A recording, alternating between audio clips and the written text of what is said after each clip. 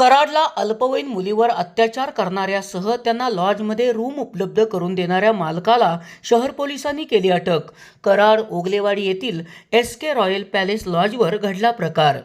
पोलिसांनी दिलेल्या माहितीनुसार मागील 8 दिवसापूर्वी कराड शहर पोलीस ठाण्याच्या हद्दीतून एका अल्पवयीन मुलीला फूस लावून पळवून नेल्याबाबत गुन्हा नोंद झाला होता। या गुन्ह्याची व्याप्ती लक्षात घेऊन DYSP राजश्री पाटील, पोलीस निरीक्षक दत्तात्रय दराडे यांनी सदर गुन्ह्याचा खोल तपास करत अल्पवयीन मुलीला सातारा येथून ताब्यात घेतले।